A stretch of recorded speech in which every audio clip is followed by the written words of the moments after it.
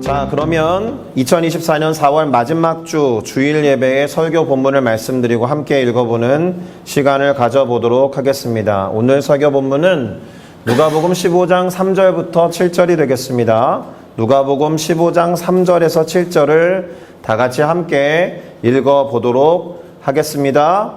예수께서 그들에게 이 비유로 이르시되 너희 중에 어떤 사람이 양 100마리가 있는데 그 중에 하나를 잃으면 99마리를 들에 두고 그 잃은 것을 찾아내기까지 찾아다니지 아니하겠느냐. 또 찾아낸즉 즐거워 어깨에 메고 집에 와서 그 벗과 이웃을 불러 모으고 말하되 나와 함께 즐기자. 나의 잃은 양을 찾아내었노라 하리라. 내가 너희에게 이르노니 이와 같이 죄인 한 사람이 회개하면 하늘에서는 회개할 것 없는 의인 99으로 말미암아 기뻐하는 것보다 더하리라. 아멘. 자, 저는 방금 함께 읽은 이 누가복음 15장 3절에서 7절 말씀을 가지고 한 명 때문에라도 오시는 사랑이라는 제목으로 지난 3월 첫째 주부터 이어왔던 사랑을 주제로 한 설교의 마지막 9번째 시간을 가져보고자 합니다. 그러니 오늘은 제목을 한번 따라해 주시면 좋겠습니다. 한 명 때문에라도 오시는 사랑. 한 명 때문에라도 오시는 사랑. 예, 감사합니다. 자, 우리가 살아가고 있는 오늘날은 어떤 시대일까요? 효율성과 효과성을 따지는 시대입니다. 그러니까 경제가 지배 가치가 되는 시대가 되었죠. 옛날에는 경제 권력이 정치 권력의 시녀 역할을 할 때가 많이 있었는데 요즘에는 경제를 쥐고 있는 분들이 권력을 더 많이 행사하는 시대가 되었습니다. 자, 경제라는 것이 무엇인지를 가장 잘 설명하는 문장은 최소한의 비용으로 최대의 효과를 내는 것, 이렇게 말할 수 있을 겁니다. 이 말 속에 이미 효과성과 함께 효율성이라는 어떤 가치가 내포되어 있다고 할 수 있죠. 그래서 사실은 경제적이라고 하면 우리 모두는 그것이 얼마나 나에게 이익과 이득이 되느냐, 그것도 내가 갖고 있는 노력과 에너지를 최소한으로 썼을 때 뭐 이런 생각을 한다는 겁니다. 자, 그래서 그런 인간상을 경제적인 인간이라고 부릅니다. 경제 생활을 하는 인간, 뭐 이렇게 부르게 되죠. 그래서 경제적인 곳에 소위 투자라는 것을 합니다. 좋은 결과를 가져오고 최대한의 이익을 얻을 수 있는 곳에 투자를 한다라는 거예요. 여기에는 뭐 재정뿐만이 아니라 시간이나 에너지나 또 기독교에서 말하는 은사와 달란트까지 포함하는 것일 수 있습니다. 그러나 이익을 생각하지 않고 가치 있는 일에 재정을 투입하는 것을 후원이라고 합니다. 후원은 뭔가 그 이익을 내가 환수해야겠다, 또는 더 큰 이익을 보기 위한 그런 행동은 아닙니다. 그저 돕고 섬기는 경제활동이라고 할 수 있습니다. 이때 사용한 경제라는 용어는 앞서 위에서 말했던 최소한의 비용으로 최대의 효과를 내는 것과는 거리가 있는 표현입니다. 오히려 이 경제를 뜻하는 이코노미라는 단어의 어원이라고 할 수 있는 오이코노미아라는 단어가 있는데, 이 단어의 본래적인 의미를 생각해 보면 서로 돕고 섬기면서 가정이나 공동체를 이루어 나가는 것과 관련이 있어요. 왜냐하면 이 오이코노미아라는 단어가 집이나 가정 또는 가족을 뜻하는 오이코스라는 단어에다가 법이나 규칙을 뜻하는 노모스의 합성어이기 때문에 그렇습니다. 자, 그러면 우리가 누군가를 후원한다라고 생각을 하면 대표적으로 어떤 경우에 사용을 하느냐? 단기 선교 같은 경우를 떠올리기가 쉽죠. 미리 말씀을 드리겠지만 올해는 저희 교회로도 한국에서 단기 선교를 오는 청년들이 있습니다. 아직 어떤 활동을 어떻게 구체적으로 할 것인지 계획하고 있는 단계에 있는데 여름에 그 친구들과 함께할 사역을 기대하면 좋겠습니다. 자, 그런데 생각해보면 단기 선교만큼이나 효율성이 떨어지는 활동도 없습니다. 효과성이 아니라 효율성이에요. 효과는 분명히 있을 거예요. 자, 특별히 먼 거리에 있는 나라와 민족으로 가게 되면 가는 비용 플러스 체류하는 비용이 어마어마하게 들기 때문에 그렇죠. 제가 한국에 있는 모교회, 여의도 순복음교회에서 사역을 할 때 청년들을 단기 선교로 동원하고 그들을 교육하고 파송하는 일을 오랜 기간 동안 했었는데 가장 힘든 팀이 어떤 팀이냐면 남미로 가는 팀이에요. 한국에서 남미로 가려면 완전히 반대 방향으로 가는 것이기 때문에 동쪽으로 가든 서쪽으로 가든 별 차이가 없는 곳이잖아요. 그러면 1인당 내는 팀 사역비가 거의 한 400만 원 됩니다. 비행기 값에다가 숙박 비용에다가 가서 여러 가지로 후원할 활동들을 생각을 하면 그것도 길게 못 가요. 어떤 경우에는 일주일 가는 경우도 있었습니다. 일주일이면요, 갔다 오는데 이틀씩 잡으면 4일이고 현장에 머무는 시간은 3일밖에 안 돼요. 그러면 생각이 들죠.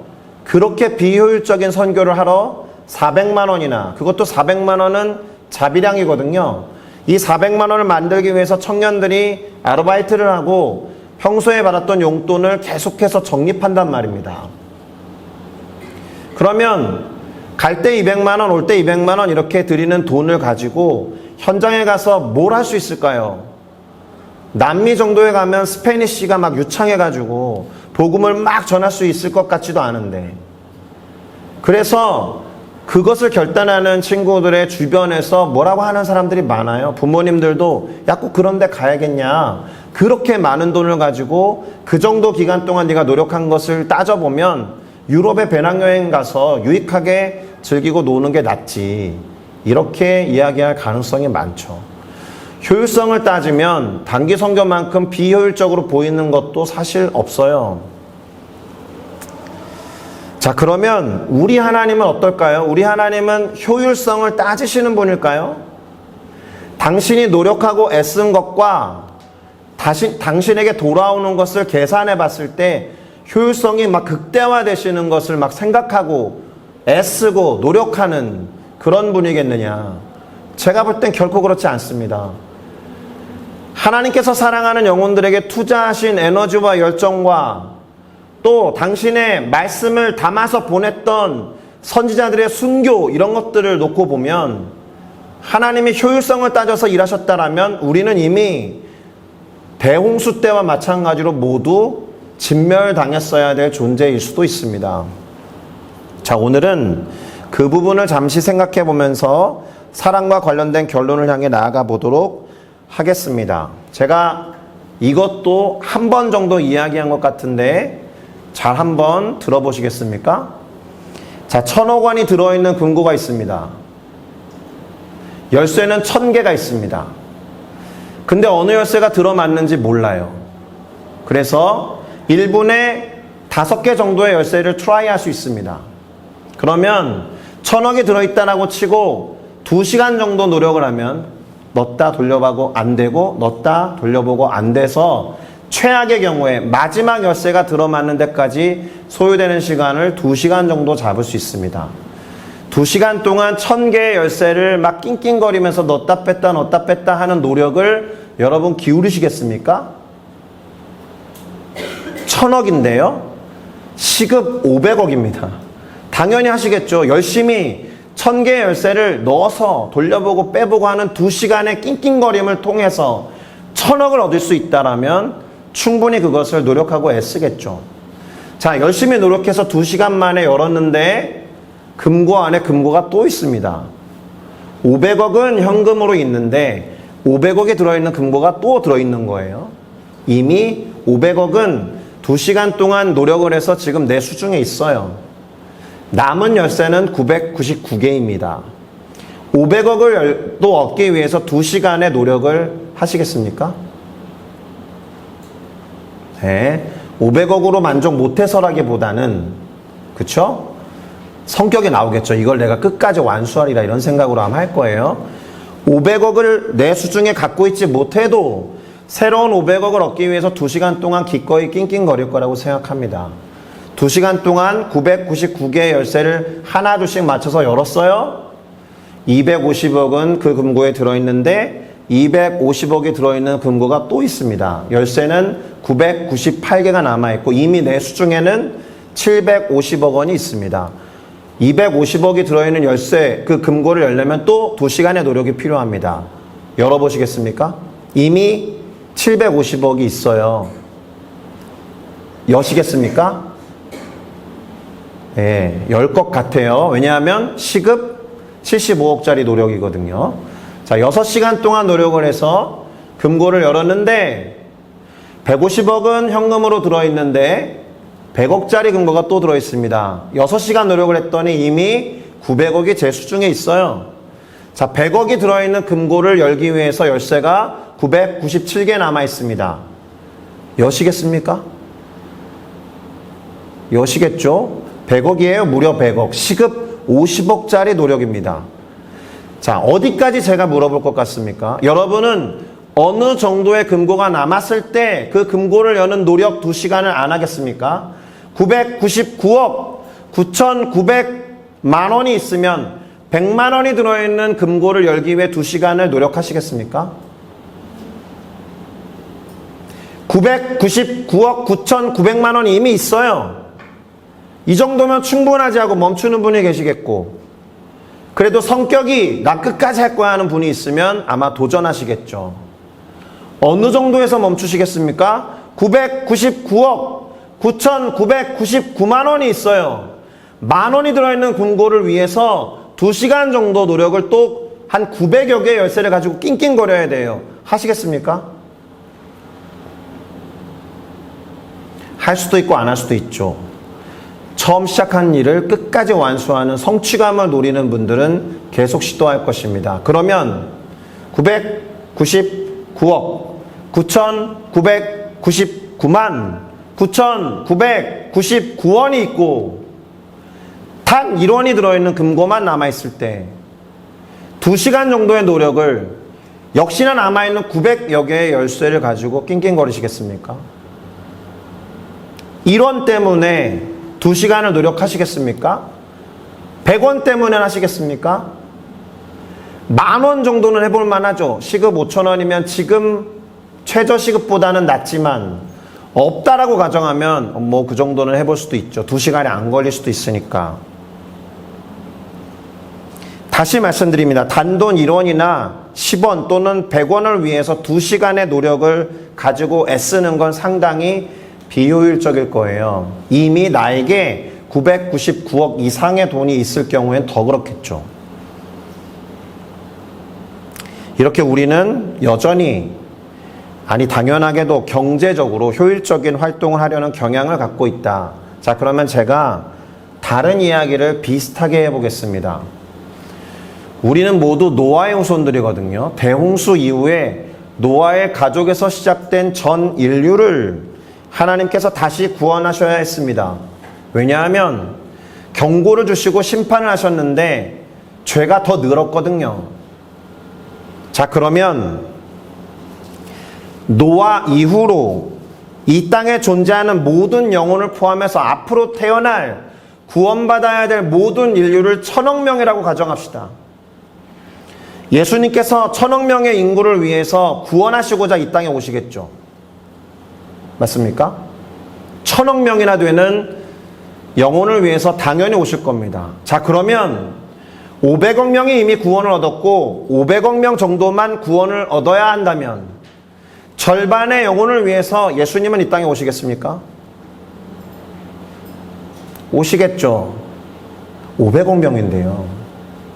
자, 그러면 750억 명이 이미 구원을 얻었고 250억 명이 여전히 구원을 받지 못한 상태로 남아있다면 예수님께서는 그 250억 명을 위해서 이 땅에 오시겠습니까? 오시겠죠. 제가 어디까지 여러분에게 물어볼까요?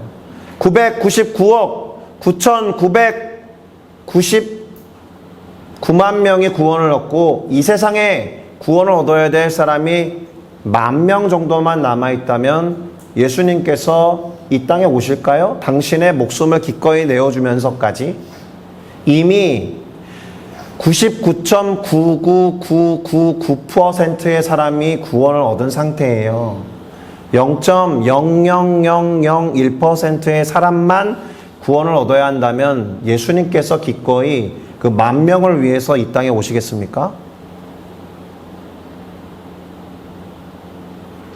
마지막 999억 9,999만 9,999명이 이미 구원을 얻었고, 이 세상에 구원받아야 할 영혼이 오로지 한 명 있다고 할 때 예수님은 그 한 사람의 영혼을 위해서 이 땅에 오실까요?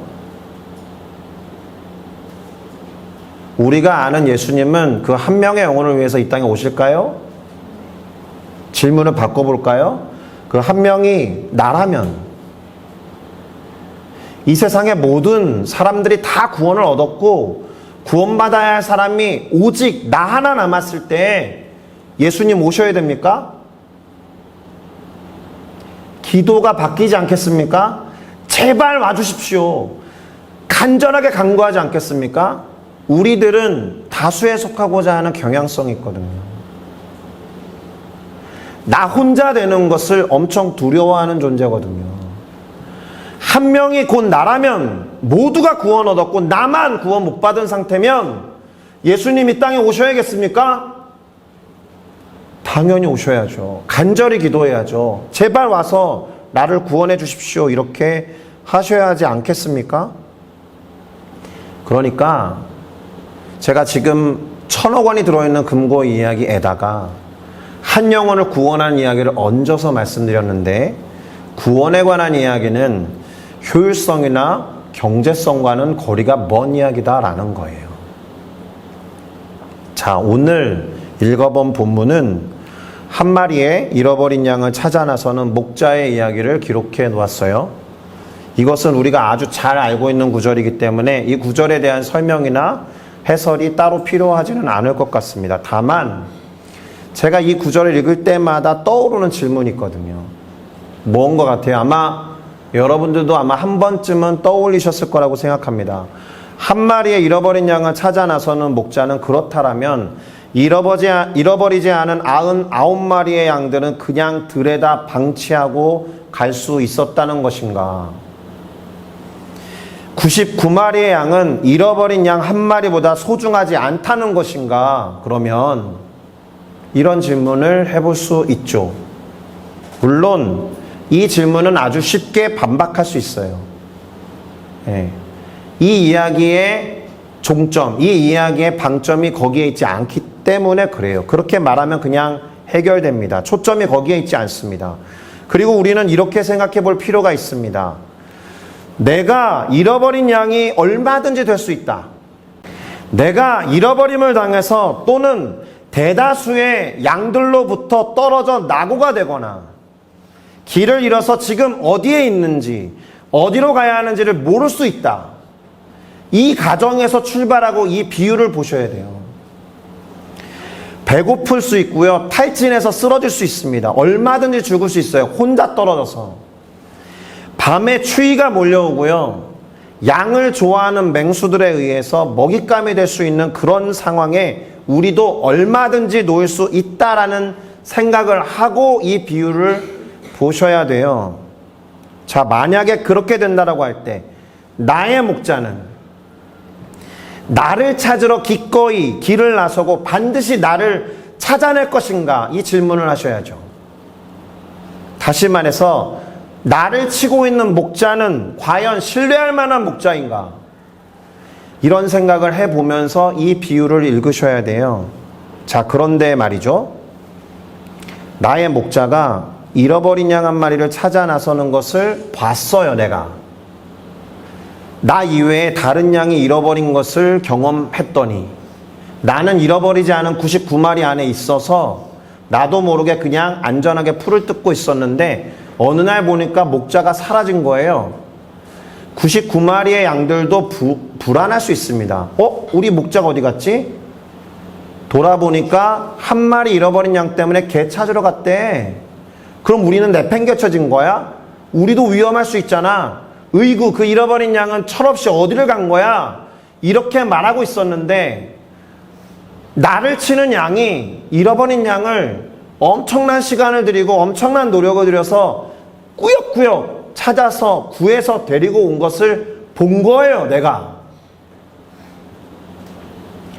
그 이후에 야, 혹시 내가 저 양처럼 철이 없어서 길을 잃거나 나 혼자 버림받으면 우리 목자는 나를 찾으러 올까?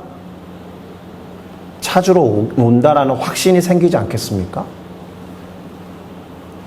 어떻습니까? 자, 이 이야기는 그래서 이런 질문에 답하는 비유가 아니었을까요? 혹시라도 내가 잃어버린 바 되지 않은 의로운 존재라는 생각이 아니라 나는 지금 안전하다, 나는 지금 구원 얻었다라는 의로운 존재가 아니라 나도 충분히 잃어버린 자가 될 수 있다. 나도 충분히 구원받아야 하는 자였다. 더 직접적인 말로는 뭐라고 해야 되느냐? 나도 죄인이었다. 이 사실이 없다면, 이 인식이 없다면 이 이야기는 정말 그저 나머지 99마리의 양은 어떻게 하라고와 같은 질문에 어떤 이에게는 머무는 이야기로 그칠 것이다 라는 거예요. 비슷한 이야기가 또 있어요. 누가 강도 만난 자의 이웃이 될 것이냐라고 물으신 예수님의 비유가 있습니다. 아시죠? 자, 이렇게 물어보시면서 예로 드셨던 예수님의 이야기도 같은 맥락으로 이해할 수 있습니다. 우리는 그 이야기에서 우리가 선한 사마리아 사람과 같은 이웃이 되면 된다라고 결론 내리실 거예요. 그렇죠? 나도 주변에 강도 만난 자가 있으면 그 사람을 도와주는 선한 사람이 돼야지라는 결단으로 이 비유를 이해하고 끝낼 거라고요.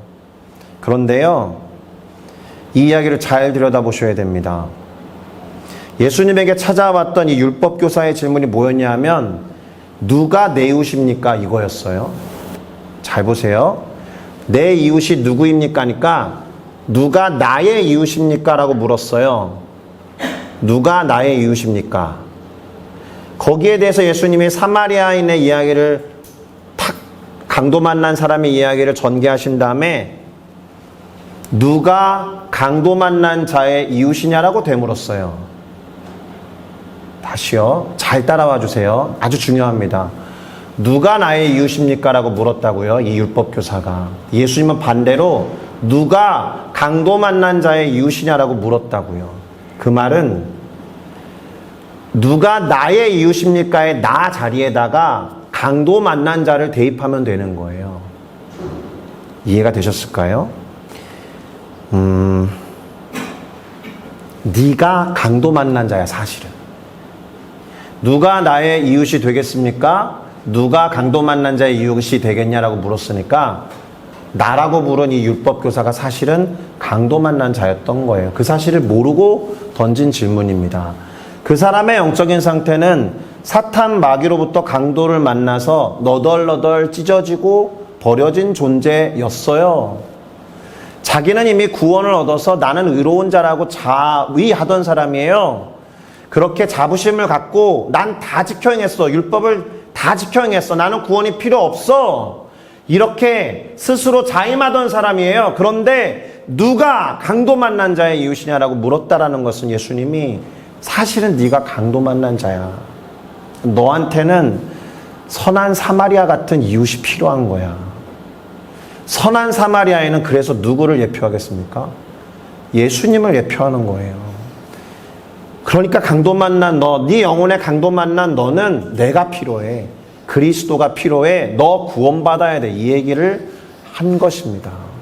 잃어버린 양, 잃어버리지 않은 99마리의 양에다가 나를 어디다 대입할 것인가를 생각해 보셔야 돼요. 나는 잃어버린 양이 될 수도 있고 나는 강도 만난 자가 될 수 있는 거예요. 다들 나는 이미 구원 얻었으니까 99마리에 있지. 나는 강도 만난 자를 도와줘야 하는 선한 사람이 되어야 한다라는 적용으로 끝내는데 사실 그 두 가지 이야기의 본질은 우리가 잃어버린 양 한 마리, 우리가 강도 만난 자서 도움이 필요한 사람이다라는 것을 전제로 이야기하신 거예요. 그러니까 한 영혼의 구원을 위한 생각과 기도를 해야 한다면, 그리고 그 영혼에 대한 관심을 가져야 한다면, 아, 내가 이미 구원받은 의로운 자라는 생각에서 출발할 것이 아니라 나도 잃어버린 한 영혼, 나도 강도 만났던 사람이었구나라는 깨달음에서 출발해야 누군가의 구원을 위해서 간절히 누군가의 영혼을 위해서 열망하면서 기도할 수 있다라는 거예요. 다시 말씀드리지만 내가 죄인이라는 자각이나 깨달음이 없으면 구원을 전혀 갈망하거나 소망하지 않아요. 나한테 문제가 있어야 기도하잖아요. 문제 없어도 기도하는 걸 물론 바라지만 똑같은 이치입니다. 내가 죄인이라는 깨달음이 없으면, 자각이 없으면 구원을 갈망하거나 원하거나 살려주세요, 구원해주세요 라고 외치지 않는다라고요. 우리의 영혼은. 그래서 내가 죄인인 것을 깨닫는 것이 은혜와 은총인 겁니다. 제가 지난 2주 전에 한국에 있는 한 권사님의 연락을 받았습니다. 전혀 모르는 분이에요. 어떻게 하다가 제 연락처를 알고 전화하셨어요. 나중에 통화하다가 그분이 사랑의 교회에 다니시는 분인 것을 알게 됐습니다. 알고 보니까 싱가포르에 사는 친구가 한 분 있는데 내 친구가 지금 췌장암 말기로 곧 죽기 일보 직전이라는 거예요. 그래서 이 친구가 죽음을 맞이하기 직전에라도 그 친구에게 예수님을 전하고 구원을 좀 얻을 수 있는 기회를 주면 좋겠다라는 거예요. 그래서 혹시 받아들이면 가능하면 세례까지 줬으면 좋겠다는 거예요. 그러니까 싱가포르로 제가 갈 테니 병원에 목사님이 같이 신방을 가주실 수 있습니까? 이렇게 연락한 거죠. 다른 목사님을 통해 토스된 거거든요, 사실은. 그 목사님이 한번 어떻게 보면 어려운 얘기로 사양한 거잖아요. 그리고 저를 소개한 거니까 저는 저도 다른 분을 드릴까요? 라는 말을 못 하겠더라고요. 그래서 그러면 싱가포르에 들어오시면 연락을 주세요 라고 이제 전화를 끊고 기다렸습니다. 그 다음날 밤에 도착하셨고요. 그 다음날 병원에 갔습니다. 생각보다 상황이 심각했어요. 정말 이분이 당장이라도 죽음을 맞이할 것처럼 완전히 삐쩍 마르고 그 침상에 거의 딱 붙어 있는 상태에 있었던 거죠. 숨 쉬는 게 너무나도 버거운 상태에 있었어요. 게다가 이분이 창가학회라고 들어보셨어요? 일본의 불교 쪽의 이단과 같은 남묘 호랑객교라고 부르는 종교에 심취해 있는 분이에요. 남편은 일본인이었고요. 일본에서 귀화해서 싱가포르인의 시민권을 갖고 있는 분이었습니다. 시간이 얼마 없잖아요. 진짜 죽을 것 같으니까. 그래서 최대한 간단하게 복음을 전했어요. 한 10분 정도? 놀라운 일이 벌어져요. 이분이 숨 쉬는 것이 힘든데 숨을 가까스로 내쉬시면서 3번을 아멘으로 화답하셨어요. 근데 이 얘기를 뒤에 있었던 친구 2분 그리고 언니 2분은 못 들었던 것 같아요. 아멘이 너무 작으니까. 저는 분명히 또렷이 3번의 아멘을 들었거든요. 그리고서 3번의 아멘을 했기 때문에 머리에 안수를 하고 기도를 했습니다. 그렇게 짧게 한 15분 정도 신방을 하고 병실을 빠져나왔는데 저와 함께 갔던 그 권사님이 카톡으로 고맙다라는 말씀을 주신 거예요. 이게 좀 그 말을 듣는데, 그 말을 보는데 눈물이 핑 돌았습니다. 죽음을 목전에 둔 친구의 구원을 위해서 한국에서 비행기를 타고 겨우 1박 2일을 위해 날아오신 권사님이, 저는 싱가포르에 살잖아요. 그 병원까지 우리 교회에서 15분이면 가요. 우리 집에서는 20분이면 가고요. 제 친구를 위해서 한 걸음에 달려와 주신 목사님께 감사합니다라는 말을 읽는데 눈물이 핑 돌더라고요. 그리고 제가 신방을 간 전날 밤에 비행기로 와서 저랑 신방을 하고 그날 밤에 들어가셨어요. 그분은 친구를 위해서 1박 2일을 예정하고 비행기 값을 기꺼이 대고 날아오신 거예요. 그분이 싱가포르에 지척거리에 사는 제가 한 걸음에 달려와 주셔서 너무 고맙습니다. 제가 화요일날 방문했는데 금요일에 한 번 더 갔어요. 가서는 시편 23편을 읽어드리고 기도를 한 번 더 해드렸거든요. 그리고 나서 지난주 수요일에 이분이 하나님 나라에 갔습니다. 그런데 더 놀라운 간증은 뭐냐면 이분이 천국을 3번 갔다 왔어요. 그 짧은 시간 동안에. 천국을 환상을 본 거예요. 3번을. 그리고 남편 불러라 빨리. 내가 천국을 봤는데 지금까지 평생 동안 천국이 없다라고 생각하고 믿고 살았는데 내 남편 때문에 안 되겠다. 천국을 말해야겠다.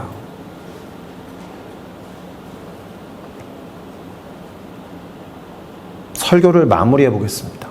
잃어버린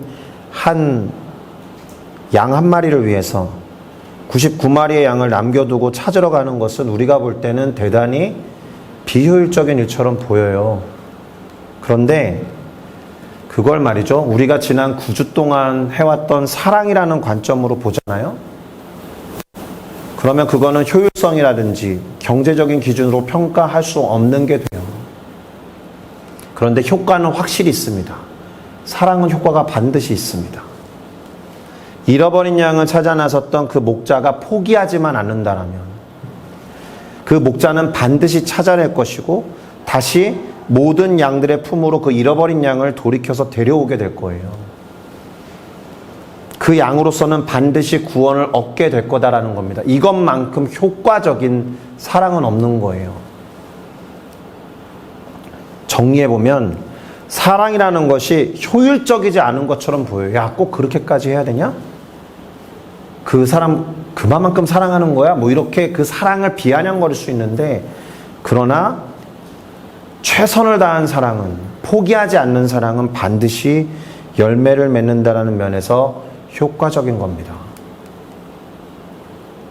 자, 지난 몇 주 동안 한 조로 묶인 사람들과 교제하셨죠? 제가 보니까 한 번 모이기도 쉽지 않았던 것 같더라고요. 사실 이 이벤트를 진행하면서 과제를 드릴 때는 한 번 만나라의 방점이 있진 않았거든요.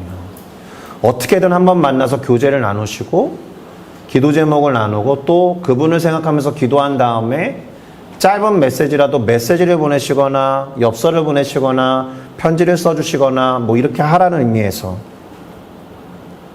연습시킨 겁니다. 3월달과 4월달의 주제가 사랑이었으니까 1월달과 2월달이 말씀이 주제여서 성경 퀴즈와 성경 암송대회를 한 것처럼, 자, 이것이 한 번의 이벤트이자 그저 연습처럼 보였을 수 있지만 이것을 계기로 해서 조금 더 우리 교회의 한 공동체로 묶여져 있는 다른 분들을 생각하고 함께하는 고민을 하는 우리 교회가 됐으면 좋겠다. 왜냐하면 이 한 번의 연습이 마음에서 우러나온 사랑이었다라면 열매 맺을 것을 저는 믿기 때문입니다. 할렐루야. 잃어버린 한 영혼을 위해서, 그리고 매주 보는데 말 한 번 못 붙여봤던 어떤 성도님을 위해서, 또는 6개월 가까이 한 번 오고 안 오시는 어떤 분을 위해서 함께 걱정하고 관심을 갖고 기도하는 것이 중요하다. 우리를 내버려 두고 우리의 목자는 어디로 간 거야? 우리가 방치되도록 그 철없는 양 한 마리 녀석은 민폐나 끼치고 있네, 이런 생각이 아니라 한 마리를 찾아 나섰던 목자의 심정에 동의하시면서 나도 얼마든지 잃어버린 바가 될 수 있다라는 생각을 하시면서 우리를 그렇게 사랑하고 보호하시는 목자 되신 주님께 감사함은 물론 그분을 전적으로 신뢰하며 의지하는 우리 모두가 되어야 할 줄로 믿습니다. 그러니 우리 주님과 같은 분이 없다라고 하셔야죠. 그리고 나도 주님에게, 주님 저 같은 존재가 주님에게는 없군요. 왜요? 이미 사랑을 받고 구원 얻었으니까. 다른 누군가에게 너 같은 존재가 나에게는 없어라고 사랑을 표현하시고 또 그 사람을 챙기는 사람이 되어주는 그런 사랑을 실천하는 우리 싱가포르 순복음교회 성도 여러분들이 되시기를 예수 그리스도의 이름으로 축복합니다. 기도하시겠습니다.